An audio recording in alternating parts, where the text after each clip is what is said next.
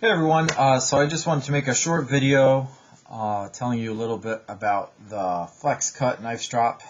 It's specifically the Flexcut PW14, PW14 knife strop. I've had it for about 3 years, so you can tell it's pretty well used, and it's worked out really well for me. So I'll just tell you about a couple things I did to make it work as well as it has for me for the past few years.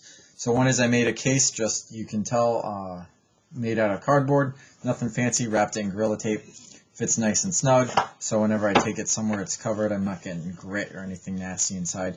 So I definitely recommend making yourself a case. I didn't really put any sort of end flap on it, but you could even do that just with a piece of duct tape that would stay sticky. Gorilla Tape is really good for that, so that's what I did for the case for that. The other thing is the compound that comes with it. So this is actually the plastic that it came in. It comes in like that wedged shape.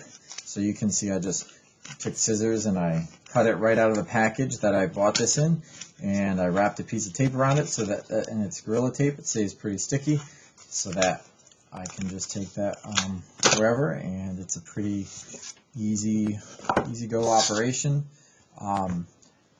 I sharpen my Mora knives with it, or strop them rather, so you can see they're about the same size. So if you keep your Mora knives in something, this should be able to fit in about the same size thing, at least lengthwise.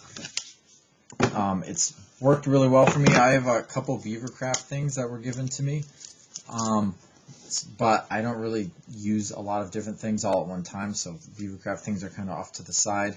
For now, not being used as much. I primarily use this just because I started using it first, so I don't have much to say to compare it to that.